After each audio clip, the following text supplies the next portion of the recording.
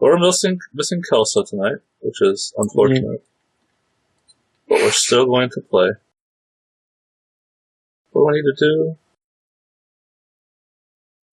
There we go. 6, 7, 8, 9, 10. Oh, how do you determine what your stresses are, by the way? Hold on a second. I don't think we got there last time. Okay. Yeah, we haven't yet. Basically, there was skills there. If you look at your character sheet, see, like physical is the endurance skill, mental is the conviction skill, social is the presence skill, and Thomas has hunger because he's a vampire.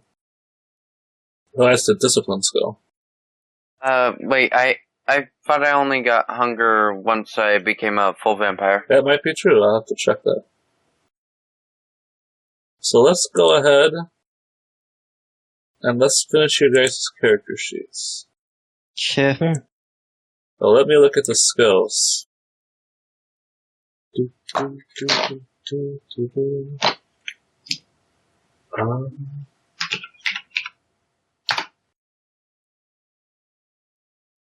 the first thing I need to do is figure out how many skills you actually get. And that is in the power level.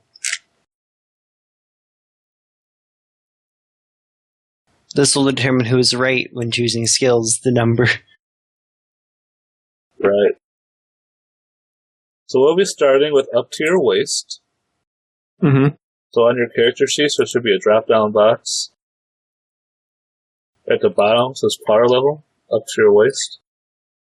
Yep, I already did that. And make sure your skill cap at great or 4. You get 7 refresh and 25 skill points. How do you use skill points? Alright, so you take that list that I gave you. Mm-hmm. Yep. Now, the way it works in Dresden Files is that each level of skills has to be supported like a pyramid by another level of skills below it. So, what you do is like open up Notepad or Excel and put them all on a level field. Okay. And then that will be 12 points, right? Because they're all level 1.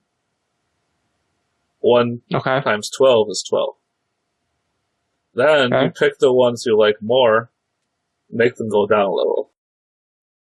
So pick half your skills then, and make them go down 1 level. And those will be level 2. So then it's 6 times 1 is 6 points, and then 6 times 2 is 12 points, for a total of 18 points. Yeah, so each level it goes up, it costs points equal to the level. Right. Okay. So what's the page for skills again? 120. Thanks. Yep. If you have the book, you can go to page 89 to see a graphical representation of this.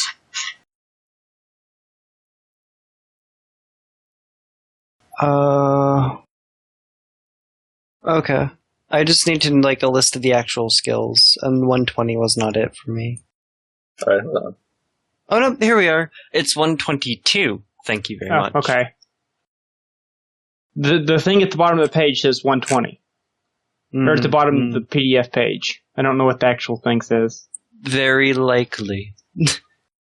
A likely story.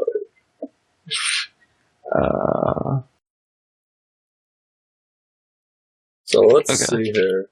Let's be a scrub and just use Google Doc. That's what I'm doing. Go use Google Doc. I mean, it's almost as good as the real thing, or as good as Excel now. You also be a scrub and use Roll20. Mm-hmm.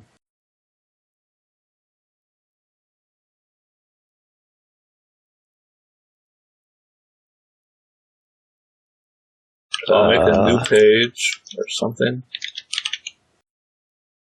And then I'll do Kelsa's just so you guys see what it should look like. Okay. I think Kelsa said she already did hers, but I wasn't sure. I'm just going to show you this.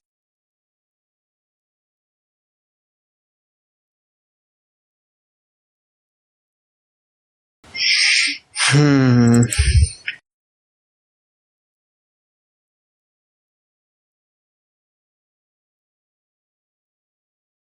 it might be actually easier to use Google Sheets than Google Docs, but go for it. Screw you and your rules. In the future, there's only rules.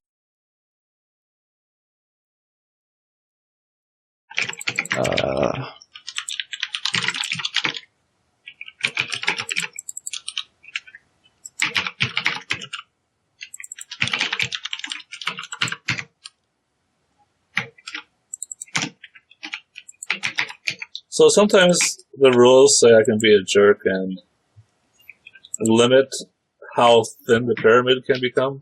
I'm not going to do that in this case. Because you guys are new to the system. Okay.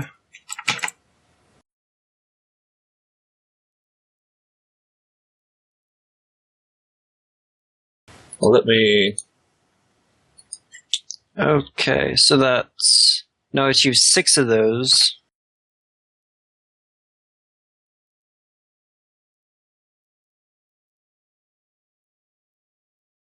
Let's throw roll 20 here.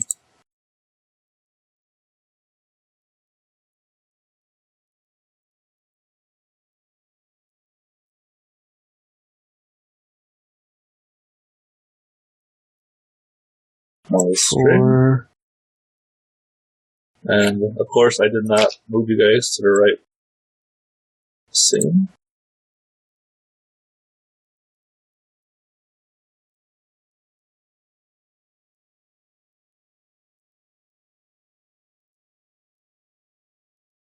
Alright. So then I'll just do this. Like this is 1 point skills. This is 2 point skills. This is 3 point skills. This is 4 point skills. I use my amazing math skills to multiply across. So that's 8. That's 6. That's 2 times 3 is 6. 7, and 8, 5 9, times that 11, is 1. 13, 14. And this is 11, 17, 25. Yep. Wait, are we... Yep. Are we really allowed to have 2 on top? Yep. Or shouldn't it... Okay. Like I said, I can be a jerk and say no. It's an option. But I will not be a jerk this time.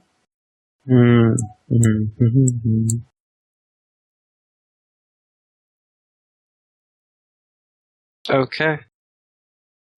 So once you have it all adding up So you to go 25, from 12 to 6 to 3 to 2 and then 2 again? No, Yeah. it just has to add up to 25. Okay. If you look at roll 20, Yeah. I've kind of done that.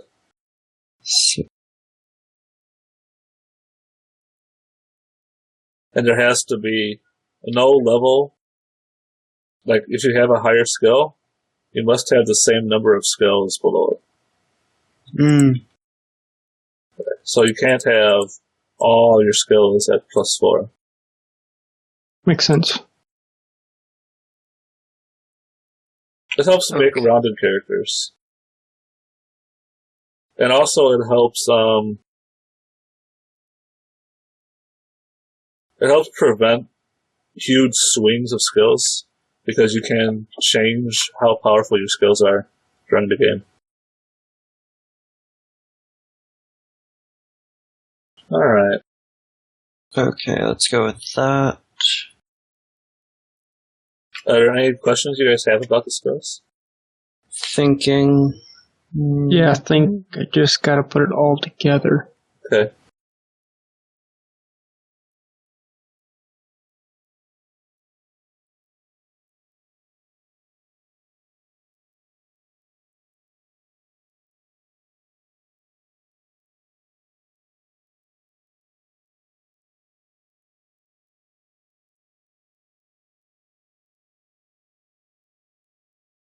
I remember what I forgot.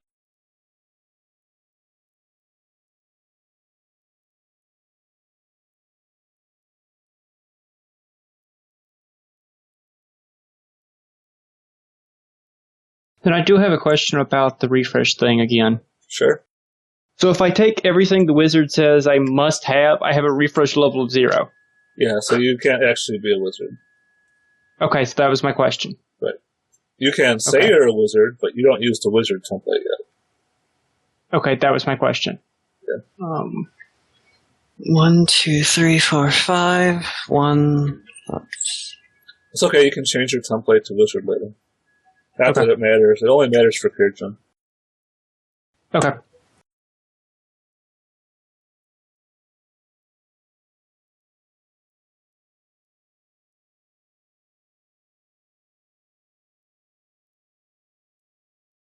What is a plus, like, what is a level, what does 3 in a skill, like, represent? Alright. Level-wise. Let me see if I can find that information for you guys.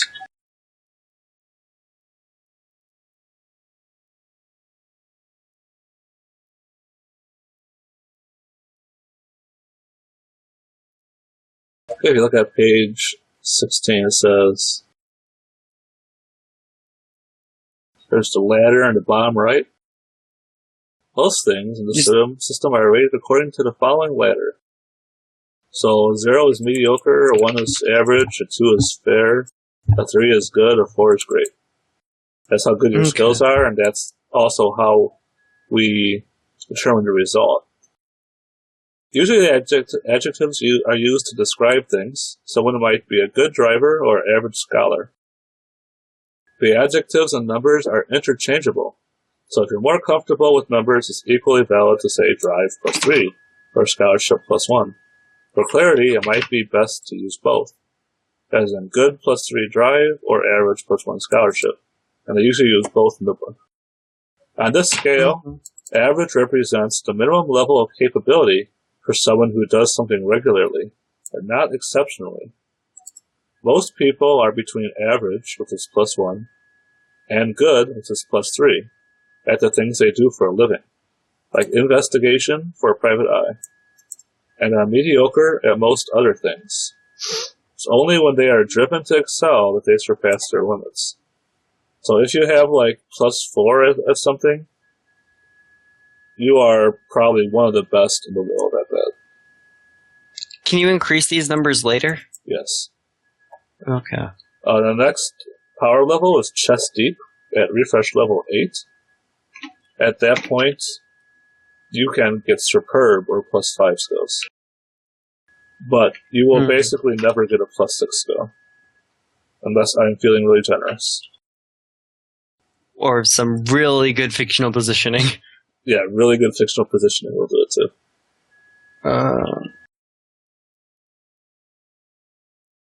So, with the pyramid you made, do the, let me think. Why is presence listed twice? Because I'm an idiot.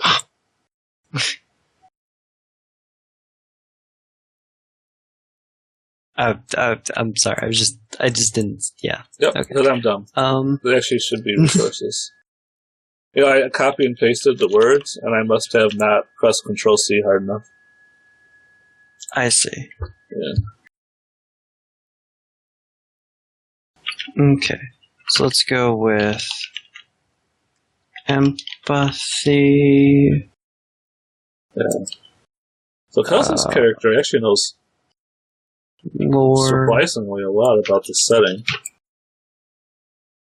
And she's definitely in the upper middle class with her resources.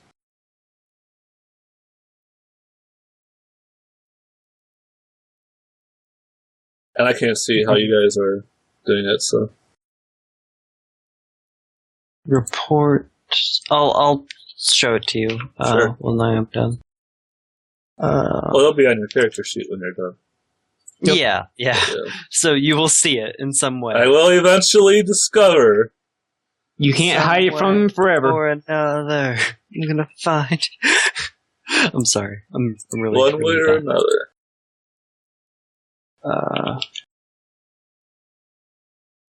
It looks like you guys all have something in there. Let's see.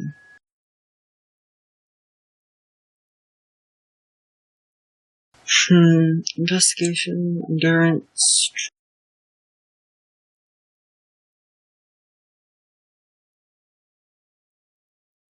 Apparently, it actually does the math for you. That's kind of nice, isn't it?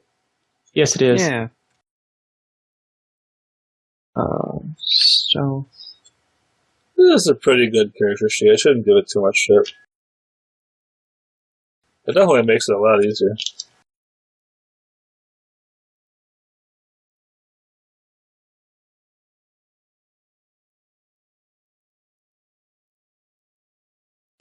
So, I'm trying to think of like the difference between like discipline and conviction in relation to the magic that Cynthia uses and what she would focus on. Okay.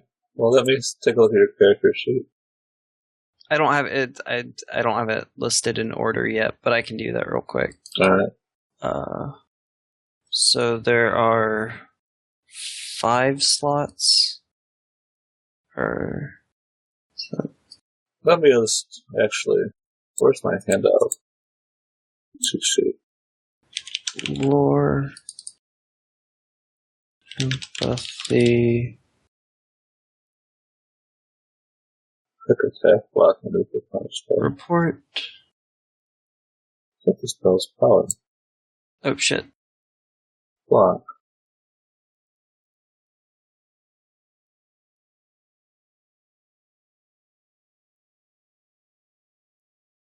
Okay. There.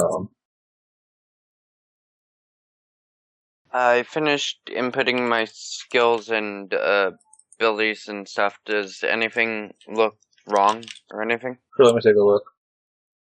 Yeah, when you finish that, I'd like to look at mine real quick. All right. So you're very good at being deceitful. You know everything. Presence has 2 S's. Performance, that's good. Empathy. Investigation and resources. Is empathy the skill you use for your emotional drain power? Can't remember. Not sure. Let me check. Yeah. You want to be good at that, I bet. Athletics. Endurance, alertness, discipline, before.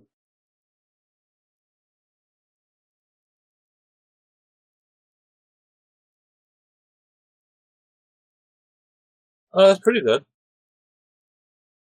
Okay. I might have your discipline be higher, because you need it to resist eating people to death. But if you are okay with that... Unless you want that to be a problem for you. If you want it to be a problem, it's totally fine. Check mine real quick when you have the time. Hey. I think I did that right. You're Cynthia? Yep. Alright, conviction. Alertness, so you're very powerful. Conviction and discipline are interchangeable. I'm not sure yet. Yeah. Discipline. And stealth, so you're sneaky. Investigation. Endurance and deceit. Let me take a look at Thomas again. Well, neither of you can fight. Nope. Unless it's magically involved. Yeah, you could lightning bolt people. Lightning bolt. Thomas can't even do that. Thomas, yeah. You would probably want to be able to fight. Lightning bolt. Lightning bolt. Yeah. It's there's something at +2.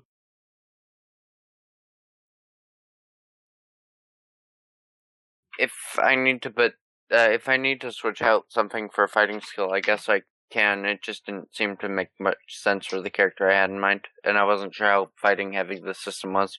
No. However fighting heavy, you pursue it, I assume. Go ahead and put one on +1.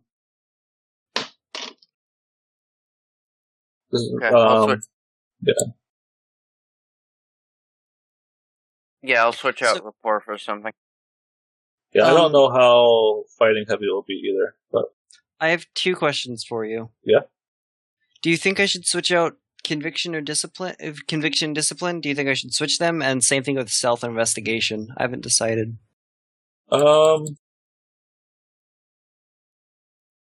Stealth is used a lot in versus tests. Like, you'll be rolling your stealth against someone else's alertness a lot. Yeah. And investigation, you'll be rolling against a target number that I decide. So what about... So, from a character's perspective, I can't think of whether conviction or discipline would be, best. I need to check the rules on spellcasting. Okay.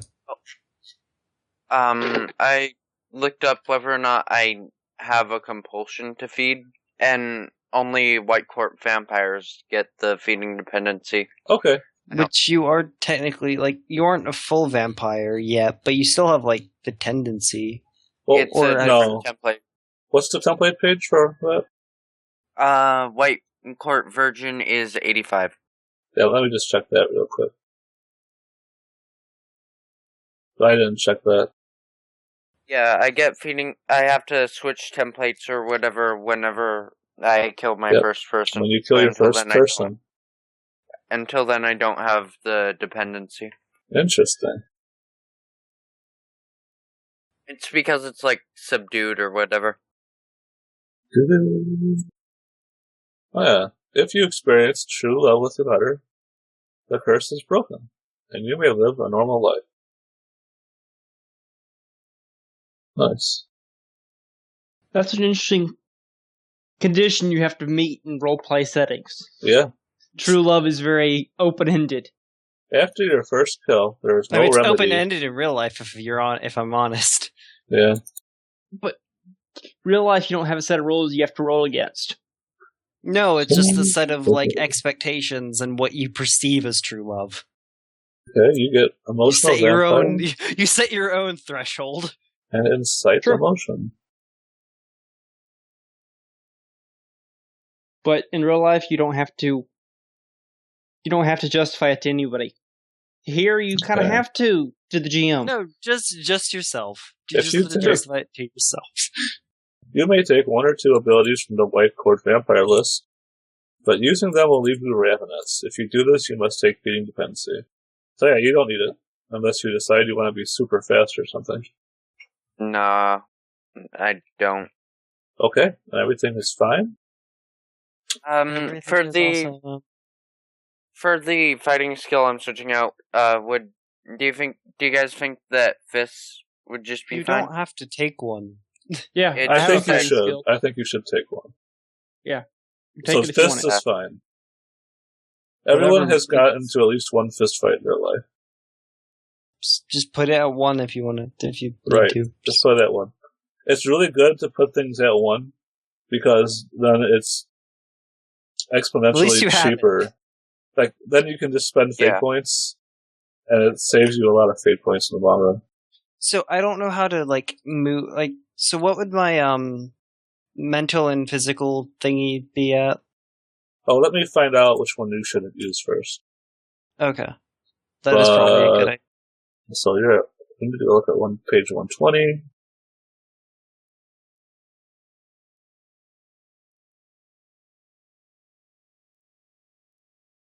So you want to figure it out yourself. Look at page 137, and there's a chart there. Yeah. Alright, let's see. This chart is same for everybody. It's just as whether or not it's physical or mental or social. Alright, let's see. Where's the chart? I don't remember.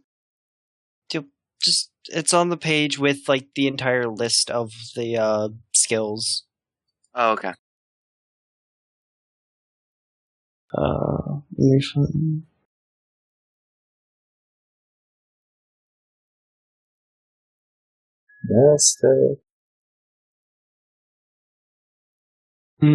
Okay. Alright, it won't actually let me move what my tracker should be at. Where? I can't unblue it. On my character sheet. It's for Cynthia. No, you click the little box and it unblues the box. Yeah. Okay, see, it kept above. adding an X instead of doing that, because I was trying that earlier. Yeah, if you click in the box, it'll do that. But if you click above the box... Oh, that's interesting. So if I click on the box and then the square, it does an X. But, okay, that's interesting. Good to know. I don't think there's... Yeah, it's just a regular X. Okay. Yep. So the reason I'm checking is because I think I forgot to apply the rules for Fallout during the one-shot.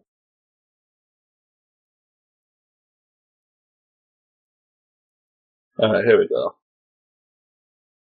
Be able to use evocation is defined on page 249.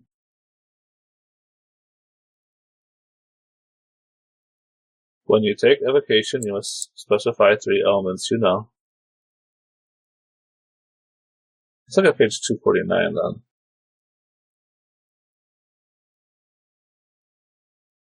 Okay.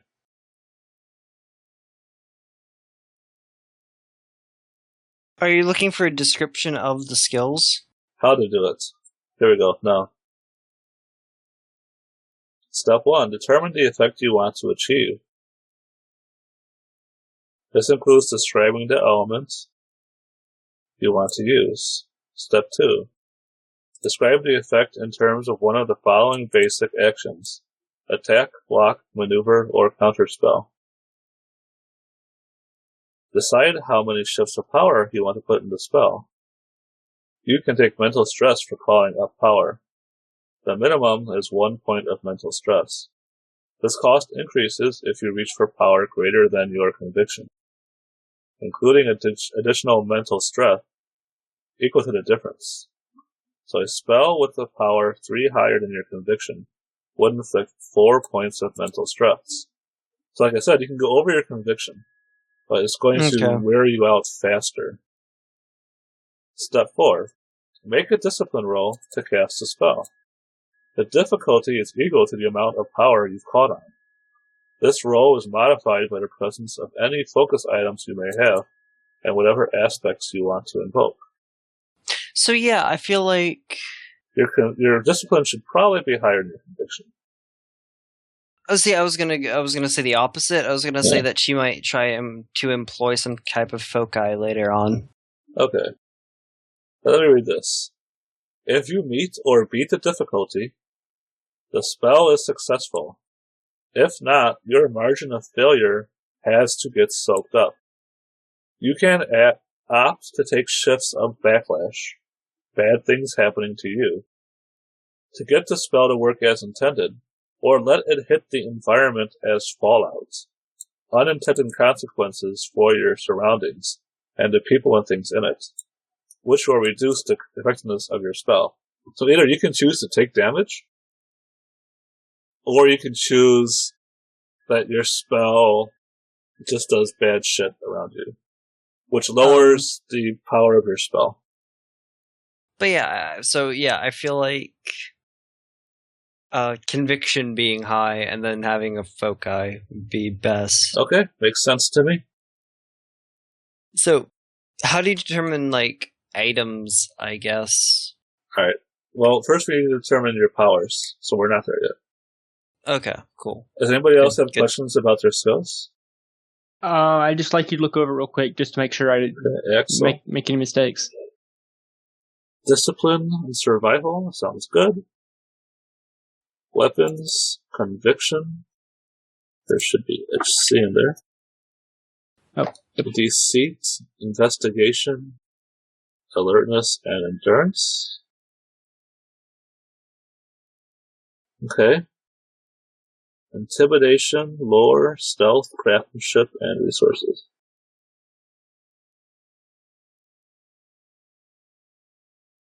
Oh, yeah, this makes sense. Okay. If you have any suggestions, I'd be happy to hear them. No, they're good. This is good. It's not super important because you can change it later. Would you guys like me to explain XP? No, you have not explained XP. Did I fuck up somewhere? It's saying I used 37 skill points. Oh. Yeah, you probably added one high-level skill, it seems you like. are Or you counted it wrong. Cynthia. Yeah. 2, 2, 3, 5, 0. Oh, you 37. shift down one. Shift down. All your numbers down by one. Yep, that's the problem. That would make sense. Yep. 2. I had that same problem to begin with because it didn't add up. Yep. 5. Cool. There mediocre we go. Thank you. Mediocre skills are free because every skill you don't have listed here is at plus 0. So you have all the skills you didn't take at plus 0. So the skills you took at plus 1, only slightly better than not having it at all. Okay. But it is a noticeable amount. So let me go and look at the advancement. So advancement in Dresden Files are called Milestones. And they're broken up into different kinds. So you'll get milestones at the end of each session. You'll get milestones at the end of a story arc, and I think you get more at the end of the actual story. But let me make sure. They start on page 88.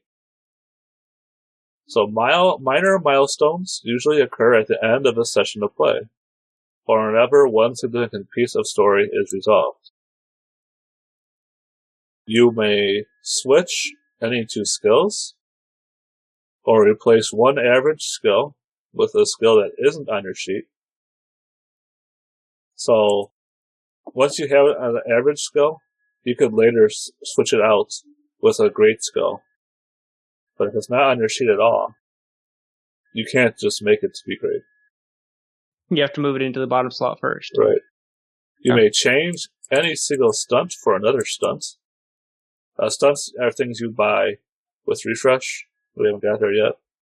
You may purchase stunts or powers, provided you have the refresh to do so. So, you could spend a minor milestone to pick up another power that you don't have, as long as that makes sense. Or you may rename one aspect. So if you decide like one of these aspects don't fit your character anymore, you can change it. Also, there are effects that will, like, if you damage an aspect, then you will maybe want to change it later. Okay, so significant milestones usually occur at conclusion of a scenario or a major plotline, or once every 2 or 3 sessions.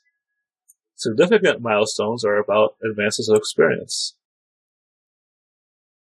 When a significant milestone occurs, you get all of the following. You gain 1 additional skill rank, which means your number of skills will go up from 25 to 26 the first time you get one of these. You'll get the benefits of a minor milestone. So I don't give you a minor and a significant. I'll just give you a significant. Okay. Spellcasters may reconfigure their focus and enchanted items and spell slots. So we'll go over that later. But basically this is how you create magical items. You get to create magical items whenever you get a significant milestone. A major milestone should only occur when something has happened in the campaign that shakes it up a lot. Either when a few scenarios have concluded or a large-scale plotline wraps up. A good way to do that is, remember when we had those 3 aspects at the very start in the city creation? Yeah. One of those changes, you'll have earned a major milestone. Okay. It seems like you could also change one of your aspects to fit like having a foci. It says, I'm reading up on focus items. A highly personal focus item may also be one of your aspects and could provide additional bonuses via invocation. So, I'll talk about that later, but basically, you're allowed to take items as aspects. So everything in the game, if it's important at all, has an aspect. So if you're in a dark room, it has the aspect of dark. And if you have like a sharp sword, it has the aspect of sharp. And a person with a sword, right? And a person with a sword may have the aspect holding a sword. So think of it like,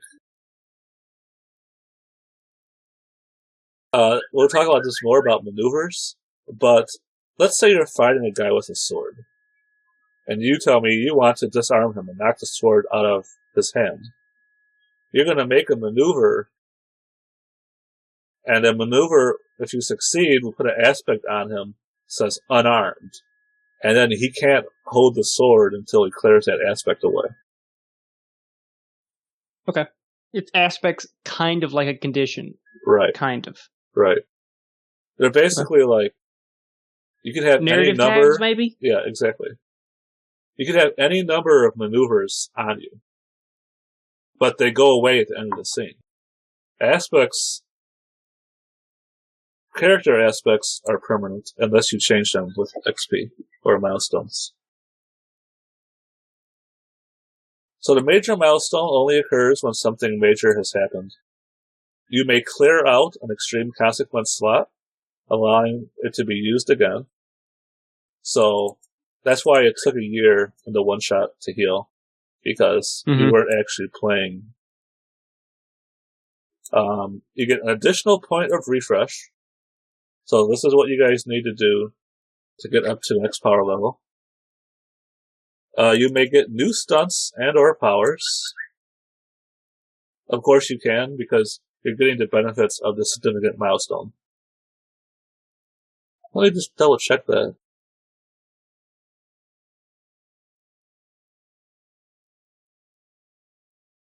Yeah, that's redundant. That shouldn't be there. But yeah, you get all the benefits of a significant milestone. And, of course, all the benefits of a significant milestone includes all the benefits of a minor milestone. Okay, makes sense. So, first session, and you're going to get a minor milestone. In 2 or 3 sessions, you get a major milestone. And a couple months from now, if we're still playing, you'll get a major milestone. Makes sense. Right. And there are, like, if you guys narratively accomplish some goals, I may speed that up, but that's the timeline that probably will happen. Alright. Now, do we need to talk about powers? Is that what we're doing? Stunts, I thought. Okay, stunts. So, I don't recommend you guys take stunts unless you have more than 4 refresh points left over. But if you do, they're basically used to, if you look at page 148, they're basically used to either specialize a skill or widen how broad a skill can be used. So let's say you have fists, and you're like, well, I want to use a punch dagger, and we can't decide if that's a weapon skill or a fist skill. Then you would take a stunt that lets you use a punch dagger. Or you might, or I might even let you take a stunt that lets you use a specific kind of weapon. Like maybe I'll let you use daggers or short swords. Okay. But you don't need to do that. Like here's an example. Lethal weapon. Your hands are lethal weapons. When using fists to strike an unarmored opponent, you are considered to have weapon 2 or weapon 1 versus armor 1. It's just weapon 2. So, basically, you're saying that your fists are as good as a dagger in fighting at that point. Okay, so it just increases the amount of how effective that skill is. Right. It lets you do things faster if time is important to the campaign. And remember, you can spend minor milestones to swap these out. So if you know you're going to need a stunt for what's coming up in the game, then you can spend XP to get that stunt.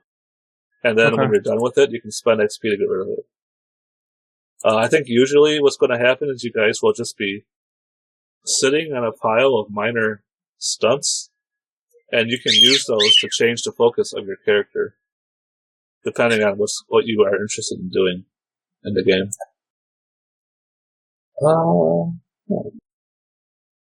Yeah, and then there's just a list of stunts. So, do any of you have more than 3 refresh left over? After you buy what you want? No. I already took my stunts, so. Okay, so yeah, you get 6. Janice might, if she really wanted one. Oh, yeah. She said she would end up with 3, though. Okay. I had to check that. So no, she wanted to keep a lot extra after she picked everything. Oh, she has 4. So you guys are all going to have 3 or 4 refresh. That's where you should be, in my opinion. But it also means that, like, you can later pick up a power, and then get rid of it if you want the fate point. So whenever you want to just pick up a power, you can. You don't have to swap anything out. And usually it's good for, like, if you know you're going to be in a specific situation a lot. I'll be right back. Yeah.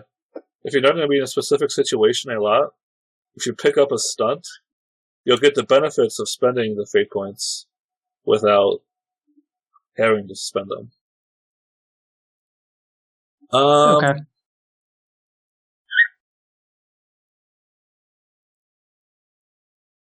That's also how you get your skill above +4.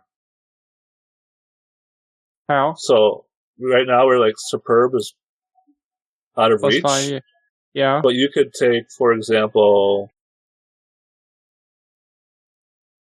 let me just find a stunt that lets you do it.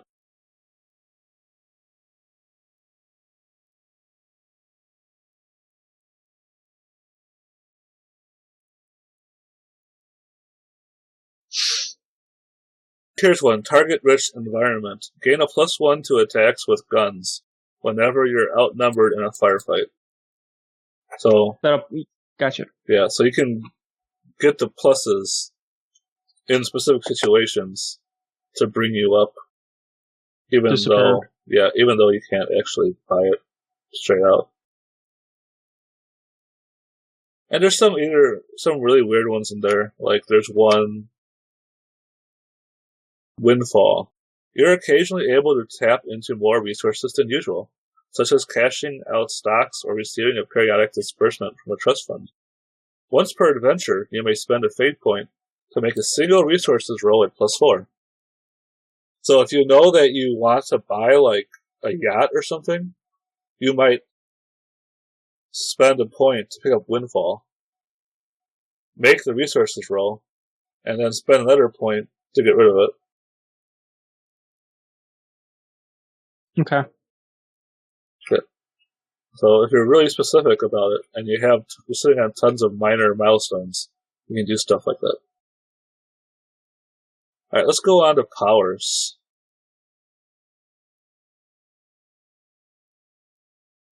So we don't want to go through all the powers, but let's go through all the powers you guys actually picked. So, Who wants to go first? I'll go. Go ahead. Okay, so Thomas. My powers are just my musts and then 2 stunts. I took Emotional Vampire and Insight Emotion because those are my musts, and then I just took 2 mortal stunts. Alright, hold on a sec. Let me look at Emotional Vampire first. Can eat emotions. You may not eat purely positive emotions. You are what you eat. Yes. And we decided the emotion was shame, I think, right? So you're very shameful. Mm-hmm. Or people feel shame around you. Well, what does this mean? This is going to be a very interesting party dynamic when we actually get together. Like it says, if you feed on fear, you become a fearsome creature. So there's probably something about you that makes people feel shameful when they look at you.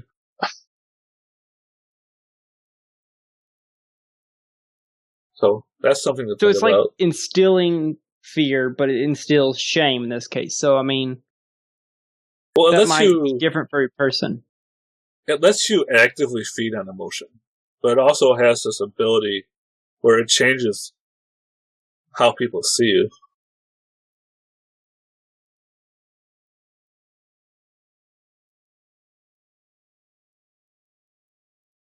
Yeah. All right.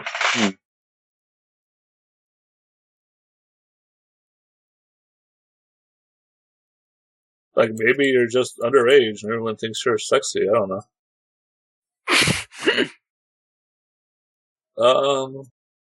Yeah, I think it's maybe it's a racial thing. A racial thing? Yeah, like maybe some kind of racial or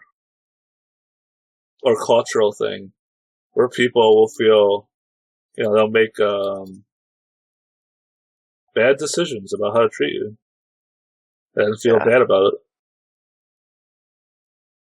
Maybe, I don't know, like,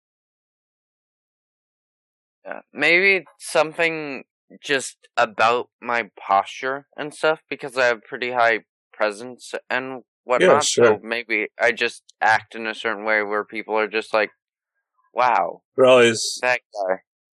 Okay. So physical contact is where it's at for a satisfying meal. When a victim is in the throes of an emotion, you may draw some of his life force out of him. This is a psychological attack, usually deceit or intimidation. So you have deceit pretty high, if I remember right. Mm-hmm. So, okay. Yeah, I have deceit at 4. Okay. If you have the incite emotion ability, inciting the emotion and feeding on it may be done as a single action, based on a single roll. On a subsequent exchange, so exchange is just a turn.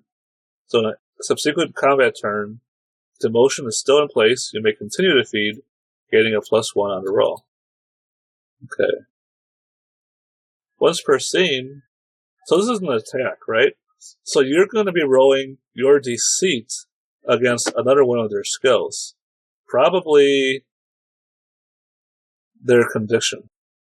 And when you succeed, they're going to actually take damage to their mental track. So I guess this is gonna be how I really fight then, or? Yeah, you could fight like this. Okay. Do you mind if I get rid of fists then? If I have sure. Some method of defending myself? Yeah, sure. Okay, once per scene, if you inflict enough to kill a victim from feeding, you may take an immediate free recovery period equal to an extra scene. This will clear your stress track and mild physical consequences. But if you kill somebody, you will become a full vampire. Yeah. But if you do, you're completely healed. What happened? My PDF changed pages on me for no reason. You click on like a little page tab and it jumped to it? Yeah.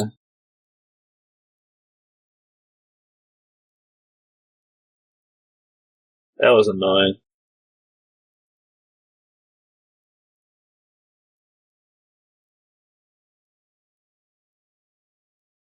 And then I just have the basic insight emotion on page 172.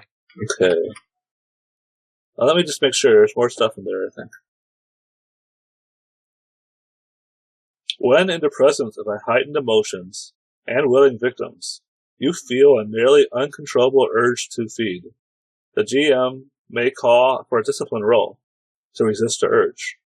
In some cases, he may even make a compel against your high concept.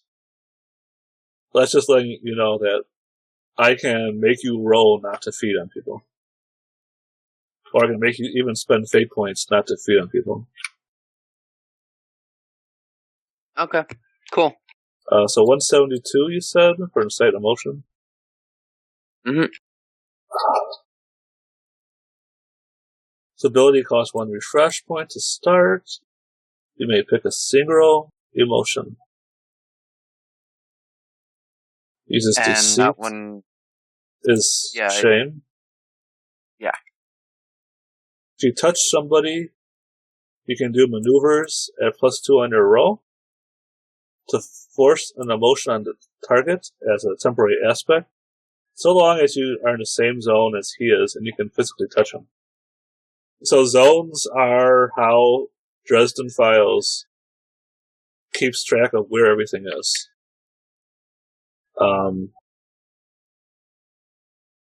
Like, say you're fighting in a house, each room would be its own zone. And you can move, how many zones you can move is based on your speed. Okay. I think there's a skill. What terms your speed? I think it's a skill. Like athletics? Yeah, athletics might be it. Let's see here. The victim defends with his discipline. So you rolled deceit versus discipline. Put a maneuver on him if you want. You may also be able to prevent victims from taking other actions as well if you do this as a block instead of a maneuver. But you don't get a bonus for using a block. You can make someone so overwhelmed with shame they can't do something. And then you can spend more points later to level it up. You can permanently make somebody shameful for another refresh point. That's something to play with later.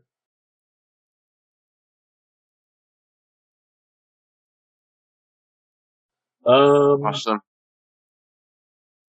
So you took 2 stunts? Mm-hmm. Honest, lie, and blend in. Yeah.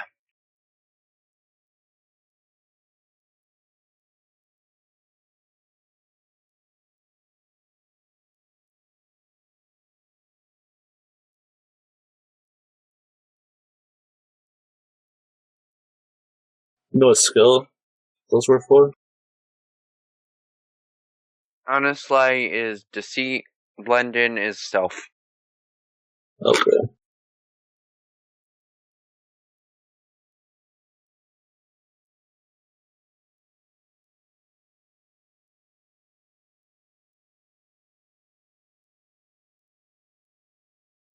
There we go. Whenever incorporating the truth into a lie, you gain +2. That's pretty good. Nothing really to say there.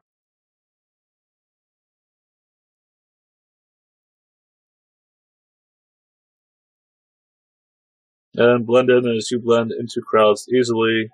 You may hide in crowds with +2 to your stealth rolls. Well, yeah, that's really good. Alright, those are both pretty straightforward. Mm-hmm. Okay, do you have any questions in specific?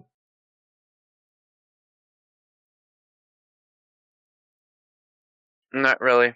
Okay. That's Thomas, then.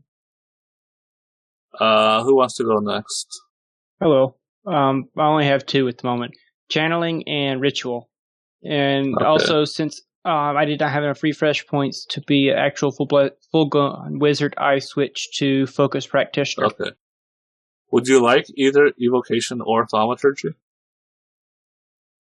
I think it starts out better this way, from my backstory, starting out as Channeling and Ritual. Okay. Since they're the watered-down version of those 2. Yeah. Channeling is not much worse than Evocation, but Ritual is much more focused than Thaumaturgy. True. And I'm okay with that for now. Okay.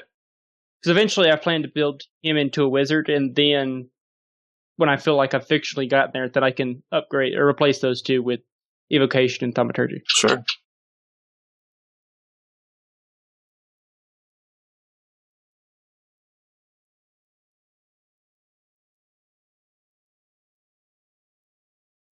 Okay, yep, you only get 1 element as a channeler.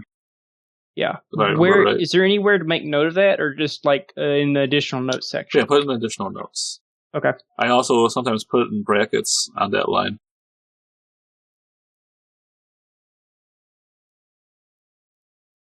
Let's see here. Channeling is one of the many names given to lesser forms of evocation that's only able to use one element. Such abilities are referred to by names such as pyromancy or kinetomancy. Okay, you're able to use your evocation, and you get 2 focus item slots. Yeah, so my first focus is going to be my foil, which I'm going to have so I can invoke it to be like an actual sword when I apply it's a high velocity foil. wind currents to it. Okay. Yeah, and I don't have a second one for now. You may also... Okay, so a single focus item slot may be treated for 2 enchanted item slots. I pressed the button again. Great. Doesn't take me too far away.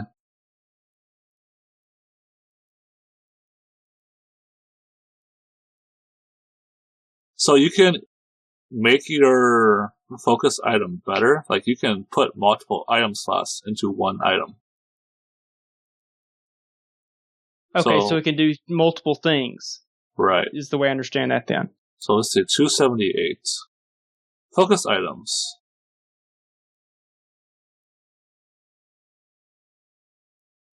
A single focus item slot gains a +1 bonus, either to the wizard's offensive power or offensive control, or defensive power or defensive control. So are you using the foil purely offensively? Yes. Then you will have offensive power and offensive control. +1 to each. Okay. Alright.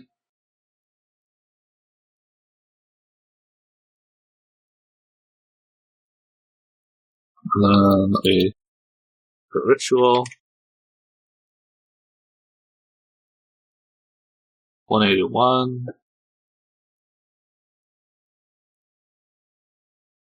Okay.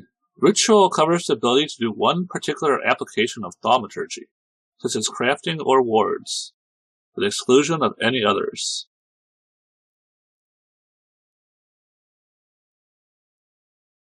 Sometimes they will have wide-ranging abilities if they only get to deal with a very narrow subject. So which application of thaumaturgy did you want? So, crafting in what sense in this case? Like crafting magical items. You can have a different one. I would think... Just tell me narratively what you want to do with this. I'm thinking. That's what I would think would be more in crafting, since kind of going with the repairing and craftsmanship thing in my background. Sure. Okay, so that's all you know how to do it with it? Is making items? Yeah, basically. Okay.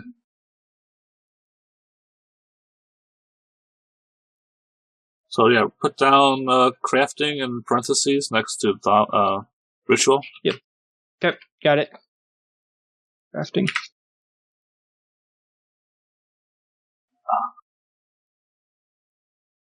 You can use it as described. What page should I be looking at for the rest of this, by the way? 181. We're on 181 right now. Now we're on 182.